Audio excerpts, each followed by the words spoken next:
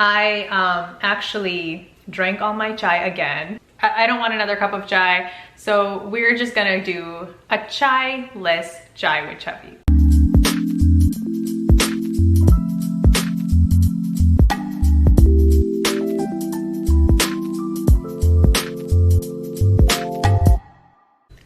Hello everyone and welcome to another episode of Chai with Chhavi.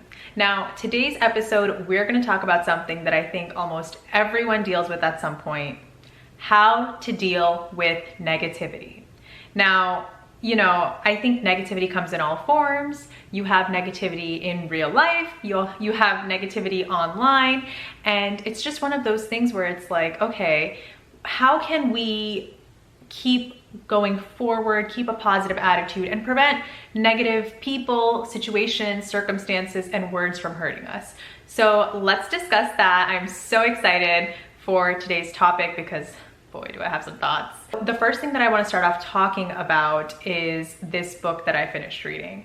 I don't know if you've heard of The 4 Agreements. When I asked for book recommendations, a lot of people on Instagram recommended The 4 Agreements, and it is an amazing book. And it talks about so many things that I think we can really implement to improve our lives. In regards to negativity, right? I think a lot of us assume that many people think the way we do, that they share our values, they share our worldview, they share our idea of what is right and what's wrong. And that assumption does not necessarily hold true. And actually, in many cases, it's not true. We're all different people. We all have our own inner worlds. We have our own experiences, perceptions. You can have two people go through the same event and have two totally different perceptions of it, just depending on how they see the world, how they see themselves, how they see other people. So the 4 agreements are basically 4 ways you can break old agreements that you've signed up for.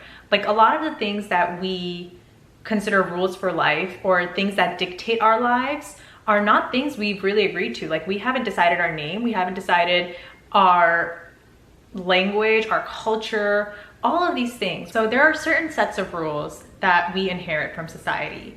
And while some of them may be good, a lot of it restricts us from being our true self. And it keeps us in this state that is low vibe, essentially. So what the 4 agreements are agreements that you can adopt to break out of these limiting beliefs that society or your culture or other people who love you around you may have passed on to you. The first agreement is be impeccable with your word, which means, your word is your bond. Say what you mean, do what you say, sort of thing. But also be careful with the power of your words, because what you say to other people can impact them to a level that you may not even understand. Suppose you have like a singer, right? Or someone who loves singing, and one hurtful comment on your end, for whatever reason, to that person can deter them from singing for the rest of their life. It can really hurt them to that extent. So your words are powerful. Use them wisely. The second agreement is never or do not take anything personally. What other people do, what other people say about you has nothing to do with you and entirely to do with them. And that's the agreement that I definitely want to spend more time talking about. The third agreement is do not assume. Never assume anything. We really don't know what's going on in people's own universe and worlds. And the fourth agreement is always do your best.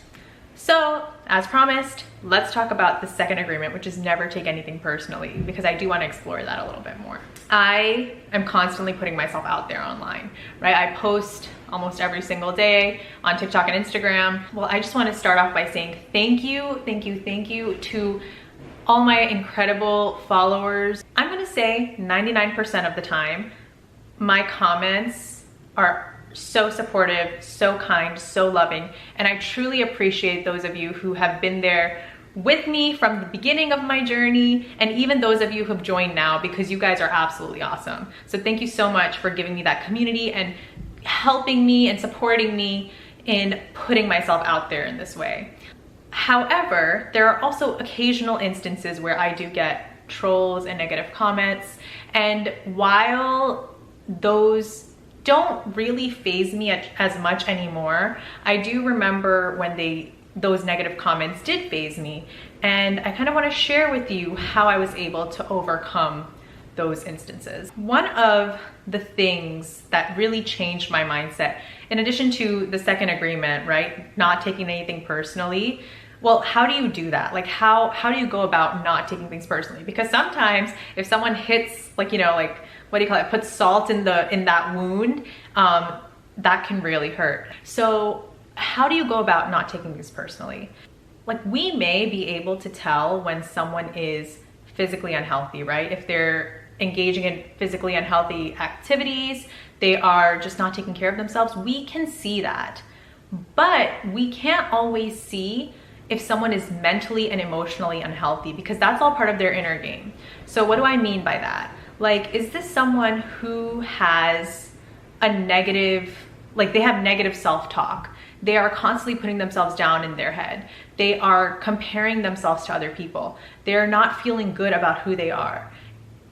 I want you to really consider, if you are dealing with someone who is putting themselves down in their own head in that way, like, what do you think that person is going to put out, essentially?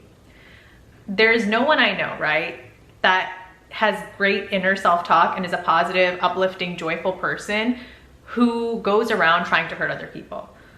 And that's just, when I see negative comments, when I see trolls and haters online, or people making racist remarks, it really makes me think, like, this is a reflection of you and your inner world. And it shows me that there's something that's just not going well inside of you, which is making you project this onto me. So that's not like a me problem. That seems like it's a you problem. And just adopting that mindset has actually helped me quite a bit. Like, it really, if I see something that I don't like online, the first thought I have is like, I wonder what made that person say this. And that actually helps quite a bit with not taking anything personally. Now, we talked about negative self-talk. How do people deal with that? That's another thing I want to talk about. I feel like when you have insecurities regarding a certain thing, that is when you're much more likely to gossip in order to make yourself feel better and talk bad about other people to kind of like help yourself, boost yourself up a little bit. There's this really, really great quote by Brene Brown from her book, Daring Greatly, which I talked about in my last episode, and I want to read that to you guys. Our job is to tend to our own worthiness. When we feel good about the choices we are making, and when we are engaging with the world from a place of worthiness rather than scarcity, we feel no need to judge and attack. In the book, when she's talking about this, she goes on to say that you will never see someone who judges other people if they feel good about what they're doing. So she uses the example of like parenting. If someone is being a good parent, right, like in their eyes, they're doing what they need to, they're living up to their standards and being a good parent, they won't really feel the need to judge other people for their parenting skills. The only time that really happens is if someone feels insecure about something they're doing. And I think that is so true, because if you know you're doing your job well, if you feel good about what you're doing, I don't think you really care about what other people are doing, because you feel good, you feel satisfied, you feel fulfilled. So again, bringing this back to the whole gossiping thing and like the whole haters and troll thing, like there's an insecurity in these people that is making them lash out in this way, and you just really cannot take that personally, because if you do, you're taking their emotional garbage and you're just hurting yourself. It's just not worth it. So now that we talked about negativity, I would say number one, do not gossip, right? Like, I think when you start gossiping, that is when you really open yourself up to bad habits, and it's just, you like amplify the negativity. So stay away from gossip as much as you can.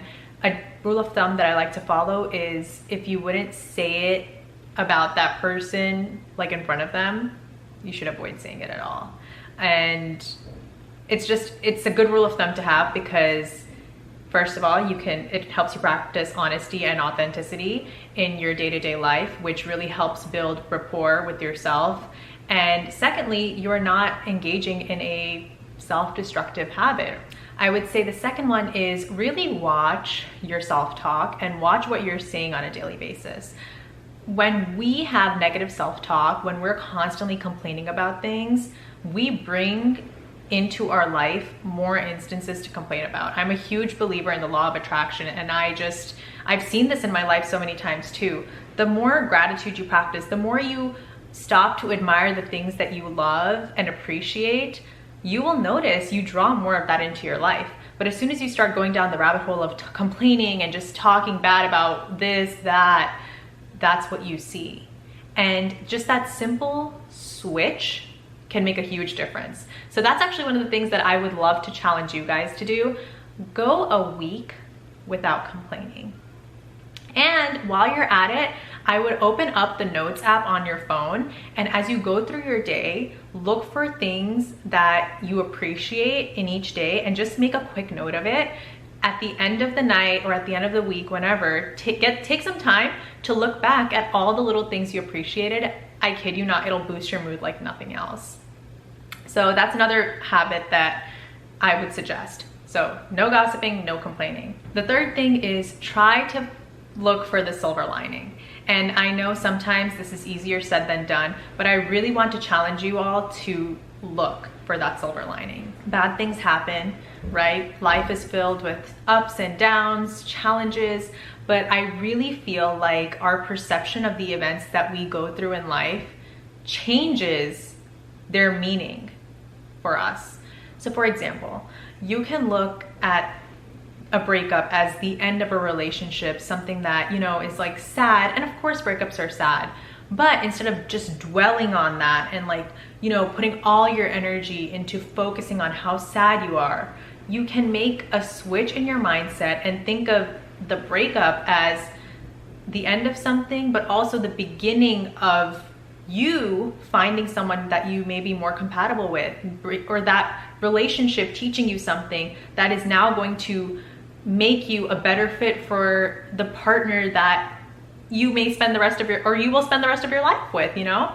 It's like, it's just having that simple shift, and it can take you from feeling sad about the end of the relationship to feeling hopeful about the future. And it really helps with coping during a time like that as well. Similarly, try to look for lessons in each day. I think I mentioned this in my other video as well, where it's like, try to find the learning lessons, the things you're grateful for in everything you overcome. I had actually lost power in my house last week. And it was just so interesting going through that, because we depend so much on power in our day-to-day lives currently. And I just remember thinking to myself, I'm like, this situation is, you just can't make this stuff up. We lost heat during the coldest week of like the month for some reason. We lost lighting, internet, power. Oh my goodness. It was crazy. But I just kept thinking, you know, this is a chance to experience the world in a different way. And I just had a feeling, I'm like, you know what? I think this was meant to teach us something. We're gonna learn something. If not, we got to experience something new.